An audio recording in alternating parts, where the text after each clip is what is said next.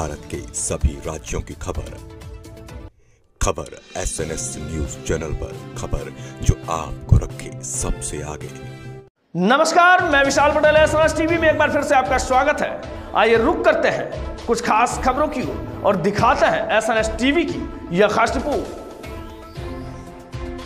महाराष्ट्र के उप मुख्यमंत्री और वित्त मंत्री अजीत दादा पवार की जनसम्मान यात्रा 28 सितंबर को तुमसर शहर में प्रवेश करेगी।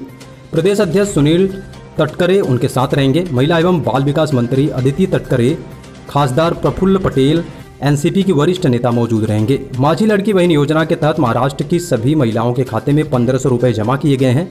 1500 से 3000 रुपये बताया गया है कि तुमसर याथिल नेहरू मैदान में आयोजित सभा स्थल पर होने वाली आम सभा में करीब 25,000 नागरिक उपस्थित रहेंगे। जनसम्मान यात्रा को लेकर विधायक राजू कुरमरे ने प्रेस वार्ता में कही। इस प्रेस कॉन्फ्रेंस में पूर्व विधायक राजू जैन, सदाशिव ढेंगे, देवचर ठाकरे सहित आदि लोग मौजूद रहे।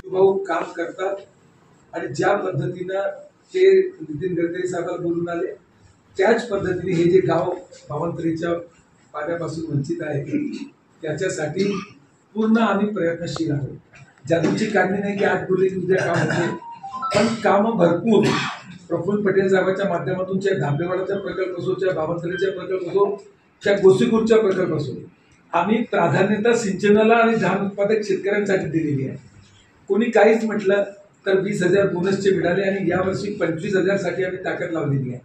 आणि ते आधी आता तुम्ही तुमसरच्या बद्दल फक्त आज जास्त आम्ही प्रश्न विचारला तुम्ही म्हणून मी उत्तर देतो। राजू पण ते त्याच्याबद्दल बोलून देणार तुम्हाला। पण आजचा आमचा मुख्य विषय अजितदादाची जनसामान्य यात्रा। ही यात्राबद्दल एक समाधानकारक प्रतिसाद गावागावी आमचे सर्व पदाधिकारी प्रत्येक जिल्हा परिषदेमध्ये फिरून राहिले, प्रत्येक जिल्हा परिषदला फिरून राहिले, गावी गावी संपर्क करून राहिले। जनसामान्य यात्राबद्दल जे शासनाची योजना आहे त्याची माहिती आम्ही घरोघरी पोहोचून राहिली। त्याच्यात आम्हाला असं वाटतं की फार चांगला प्रतिसाद आम्हाला भेटत आहे आणि चांगल्या पद्धतीनं ही आमची जनसामान्य यात्रा होईल। आणि ते तुम्ही जे 12 गावाबद्दल ते सिंचनाचा प्रश्न विचारला ते एकच उत्तर राजू